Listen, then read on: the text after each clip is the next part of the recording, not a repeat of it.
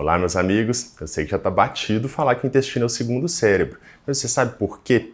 Então, o intestino ele tem um papel importante na interação com o nosso sistema nervoso, com as nossas atitudes, o nosso humor, e ele tem todo um sistema nervoso próprio dele, que se chama sistema nervoso entérico. Mas será que é por isso que ele é o segundo cérebro? Vamos lá, vamos dar uma olhada nisso.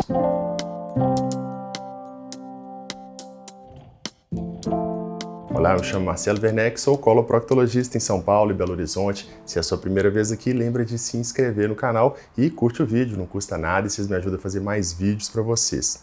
Se você gosta de temas como esse, se inscreva agora e acesse meu site que lá tem sempre textos atualizados para vocês. Então vamos lá, o segundo cérebro, por que isso? Porque a gente tem um primeiro, a gente tem um sistema nervoso central, que é onde fica a maior parte do nosso sistema nervoso. Mas no intestino a gente tem um sistema nervoso também, que se chama sistema nervoso entérico. Mas olha só, a frase diz que o intestino é o segundo cérebro e não o sistema nervoso entérico é o segundo cérebro. E isso é muito importante, nós vamos ver por quê. Então, no intestino a gente tem uma rede com milhões de neurônios que vão ter relações entre si e que vão regular várias funções do nosso aparelho gastrointestinal. Entre essas funções, a gente vai ter a motilidade intestinal, que seria a movimentação intestinal. A movimentação, gente, é muito importante. Isso pode definir se a pessoa vai ter uma diarreia, uma constipação, mas isso em casos extremos. Mas a gente está falando no dia a dia. No dia a dia, isso vai regular como? Quanto tempo a comida precisa passar em cada parte do nosso intestino. Quando a gente come um alimento mais gorduroso, o nosso estômago vai ter um retardo da movimentação. Então, a comida vai passar mais tempo dentro do estômago para ter mais tempo para digerir, porque a gordura ela é mais difícil de digerir. Para digerir a gordura, a gente precisa de uma sincronicidade com a liberação, por exemplo, da bile e de algumas enzimas. Então, a gente vai ter um retardo da movimentação para que saiam essas secreções. E olha que interessante, a liberação dessas secreções é regulada por hormônios, mas também pelo sistema nervoso entérico. Então, a movimentação intestinal regulada por esse sistema nervoso vai definir como vai ser o nosso processo de digestão, quanto tempo a comida precisa passar, quais são os sucos, por exemplo, o suco pancreático, o suco gástrico, a bile, qual vai ser o momento de liberação para que tenha um processo digestivo melhor. Com isso, a gente já sabe que o sistema nervoso entérico do intestino, gente, ele vai regular o processo de digestão. E se ele regula o processo de digestão, ele vai regular também o processo de absorção. Porque se a gente digere melhor, a gente absorve melhor. E não só isso, ele regula também o fluxo de sangue no intestino. Então, para a gente absorver os nutrientes, a gente precisa de fluxo de sangue, porque vai absorver e vai cair na corrente sanguínea e corrente linfática, e esses nutrientes vão ser disponibilizados para outras regiões do nosso corpo.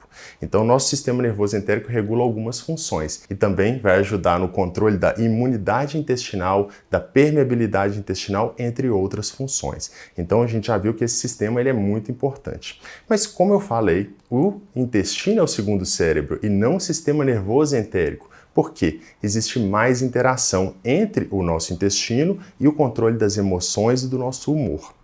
Como eu falei, a gente tem esse sistema nervoso entérico, que ele vai se comunicar com o nervo vago. O nervo vago, gente, é uma via de mão dupla entre o nosso sistema nervoso central e o nosso intestino, e o intestino entre o sistema nervoso central, entre inúmeras outras funções, inclusive regulando o fluxo de sangue, Você já deve ter ouvido falar de uma resposta vasovagal, ou seja, quando a pessoa tem algum estímulo, tem uma vasodilatação no corpo, e a pessoa tem o quê? Uma queda de pressão, aqueles desmaios, síncopes, e a pessoa cai. Então o nervo vago regula inúmeras funções, inclusive do nosso sistema nervoso autônomo, mas ele também é uma via de mão dupla entre o intestino e o sistema nervoso central. Então olha só que interessante, nós já vimos que o nosso intestino ele tem uma rede de neurônios própria chamada sistema nervoso entérico, que vai desde o esôfago até o ânus. Ele tem uma comunicação nervosa com o sistema nervoso central, mas tem muito mais do que isso na interação com o nosso sistema nervoso principal.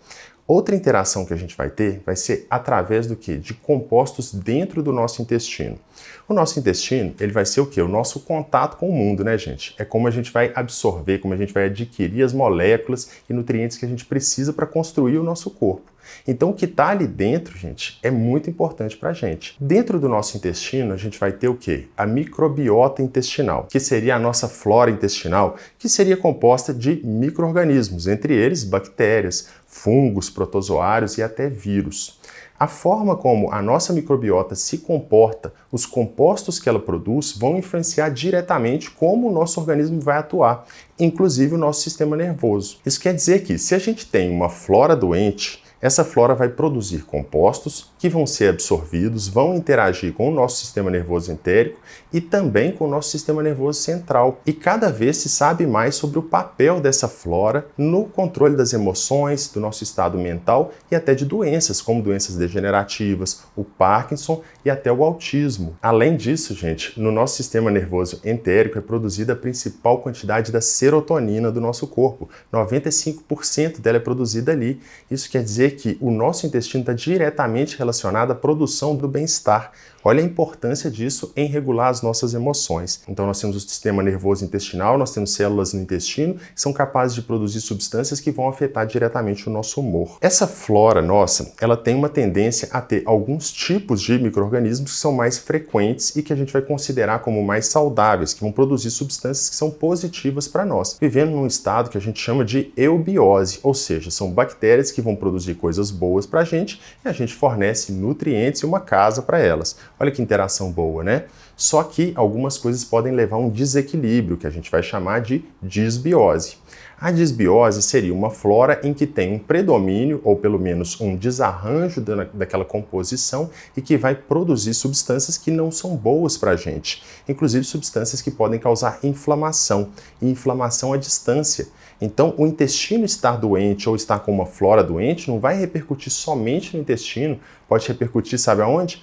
Lá no nosso sistema nervoso, causando graus de inflamação e podendo ser responsável ou pelo menos contribuir para o desenvolvimento de doenças. Hoje em dia já se sabe que alguns tipos de bactérias, alguns tipos de disbiose predispõem a quadros como ansiedade e depressão. Então a gente fazendo um estudo do microbioma, a gente pode saber se há um desequilíbrio e isso pode ser corrigido. Mas a principal forma de correção, gente, não são os probióticos que você já está pensando aí, nem os antibióticos. O principal seria uma mudança do estilo de vida. Agora olha só que coisa, a pessoa tem depressão. A depressão leva ela a não querer fazer atividade física, não querer cuidar de si, não querer comer bem. E isso leva a quê? A uma piora de disbiose, então vai criando um círculo vicioso em que tem um quadro de depressão piorando um quadro de desbiose e a desbiose piorando um quadro de depressão. E a gente precisa atuar nisso. Quem nunca ouviu falar que a atividade física ajuda a melhorar a depressão?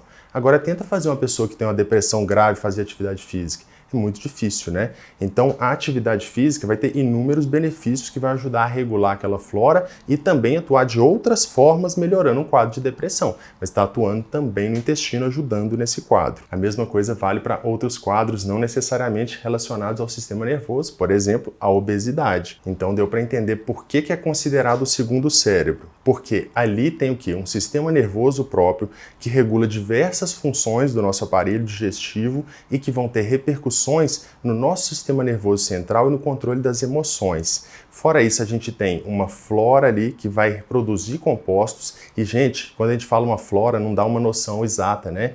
A gente tem mais genes de bactérias dentro da gente do que genes nossos. A gente tem mais bactérias do que células nossas. Então, olha a importância disso. Aquilo ali, tudo interagindo com o que a gente come. E aí vem a próxima parte que eu vou falar, que é como que a gente pode fazer para melhorar esse cérebro nosso, para cuidar da saúde intestinal. Então, nós vimos que nós temos um sistema nervoso, nós temos também uma flora que vai interagir, nós temos a saúde intestinal que está diretamente relacionada, a gente tem a permeabilidade, a imunidade intestinal, tudo isso refletindo no nosso sistema nervoso central, modulando, regulando, podendo melhorar ou piorar a nossa saúde mental e a forma como a gente encara as coisas, como a gente vê a realidade. Todo mundo sabe que quando você está num processo depressivo, quando você está num processo de ansiedade, isso muda a forma como você enxerga o mundo. Uma outra questão, gente, o nosso sistema entérico, quando a gente está submetido a muito estresse, da mesma forma que o nosso sistema nervoso central ele sofre, o sistema entérico também sofre, podendo levar a quadros de vasoconstrição crônica no intestino, ou seja, o nosso intestino não tem um fluxo de sangue adequado. E isso pode prejudicar o processo de digestão, o processo de absorção e também o desenvolvimento de doenças. Agora, a próxima parte, como eu falei, é como que a gente pode melhorar isso. E como vocês já estão imaginando, né, gente, tudo vai começar com uma melhora de estilo de vida e de alimentação. Como eu falei, a nossa flora, ela depende diretamente do que a gente fornece para ela. Se a gente fornece muita carne, a gente vai ter uma flora do tipo mais saprófita, que ela gosta de quê? De decomposição. Se a gente come muito vegetal, a gente vai ter uma flora que gosta mais dos pré-bióticos, seria uma flora, a princípio, mais saudável. Não estou falando que você deve abolir completamente a carne, mas a gente tem que regular. O que seria mais saudável? Come 3 vezes por semana, dá preferência para as carnes magras, carnes brancas, peixes. Muitas vezes essas coisas são esquecidas no dia a dia. Fora isso, a gente deve fornecer o quê? Nutrientes pré-bióticos, principalmente aquelas fibras que vão estar presentes nos vegetais. Então a gente deve comer sempre que possível, dar preferência para o arroz integral em vez do branco, que ele vai ter um tipo de carboidrato mais difícil de digerir para o nosso corpo, então não vai dar aqueles picos de glicose. Ele vai ter mais fibra, ajudando tanto na movimentação intestinal, como também no desenvolvimento de uma flora mais saudável. A gente deve comer folhas, frutas, preferencialmente aquelas frutas com casca. Se possível, comer mais orgânicos. Eu sei que nem todo mundo tem acesso, é difícil mesmo, mas é mais saudável, não tem a menor dúvida disso. A gente deve evitar os alimentos ultraprocessados, as gorduras trans, as frituras. Isso, gente, vai ajudar muito na prevenção, por exemplo, de câncer de intestino, na melhora da sua flora, como eu falei, na inflamação do corpo como um todo. Tem gente que chega no consultório, né, gente, fala, olha, eu tô com uma coceira numa outra região. E o problema pode estar no intestino. O intestino que está sofrendo, está permeável, e aquilo ali está chegando em outra região. Da mesma forma, a depressão, a ansiedade. Não estou falando que é exclusivo do intestino, mas é uma coisa que com certeza vai ter um papel importante. Existem diversos estudos hoje em dia que a gente pode identificar alguns tipos de falha na nossa saúde intestinal. Esses exames vão dosar, por exemplo, lactoferrina, zonulina fecal, melatonina fecal, histamina fecal, que são diversos componentes que vão refletir se o nosso intestino está saudável ou não. Também tem a calprotectina, que vai mostrar a inflamação, tem a presença de sangue, tem a presença de leucócitos e fora isso também, como que o nosso processo de digestão está e como está a nossa produção de enzimas. Isso tudo vai mostrar para a gente como que está a saúde intestinal e como que isso pode estar refletindo em outras regiões do corpo. A histamina, como eu falei, ela tem reflexo em diversas regiões do corpo, podendo causar inflamações, coceira, dores pelo corpo, dor de cabeça, entre inúmeros outros sintomas. Então você vê como que isso influencia a saúde mental. Por isso que o nosso intestino é o segundo cérebro. Ali vai ter um sistema nervoso próprio dele, mas também um controle de flora, uma flora intestinal, também a permeabilidade, a imunidade, tudo isso que pode refletir no nosso humor, na forma como a gente enxerga as coisas. Então o estado de saúde, né, que a pessoa não está bem, está deprimida, está ansiosa, está com inúmeros problemas, o problema pode estar ali, mas também no intestino. Então a gente tem várias coisas que a gente tem que atuar. Fora isso, né, gente, se você quer ter um intestino saudável, quer melhorar a parte também de ansiedade, de depressão, como eu falei, atividade física. A atividade física é muito importante. Libera endorfinas corporais que vão melhorar dores pelo corpo, vão melhorar o estado de humor, a disposição. É claro que quando a gente está ficando muito restrito, né, está ficando fraco, fica muito mais difícil de movimentar, né? Então, começar é o primeiro passo. E isso vai influenciar a saúde intestinal, a flora intestinal, como diversos estudos têm comprovado, e melhorar a saúde mental também. Então, a gente está melhorando a saúde intestinal do nosso segundo cérebro. Imagina a seguinte situação, quem nunca passou por uma situação de estresse muito grande, ou enquanto o crush ali sente aquela sensação no abdômen. Porque, gente, o nosso intestino está reagindo, é essa via de mão dupla que eu falei que está atuando. O nervo vago está fazendo o intestino até contrair, movimentar, gera uma dor, gera um desconforto, uma situação estranha, né? Os americanos falam que parece que tem borboletas no estômago. Por quê? Porque o nosso intestino, o nosso estômago, ele reage também às nossas emoções. É uma reação de mão dupla. Espero que tenha ficado claro, né, gente? Eu acho que é uma forma meio reducionista de falar que é o segundo cérebro, né? Mas é muito importante que as pessoas entendam por que se fala isso hoje em dia. Se você se interessa por temas como esse, como eu falei no meu site, toda semana tem textos de qualidade para você sobre saúde intestinal e muito mais, como que o nosso intestino interage com o nosso corpo e também as principais doenças do intestino, tratamento, o que pode ser feito. Fora isso, meu Instagram, eu tenho postado lá caixinhas de perguntas que eu respondo as perguntas de vocês. Tento fazer toda semana, às vezes não dá por causa da correria do dia a dia, mas eu tento sempre que possível fazer. E meu TikTok também está crescendo graças à participação de vocês. Clica lá, acessa que vocês vão gostar. Um grande abraço, você merece tudo de bom e até a próxima.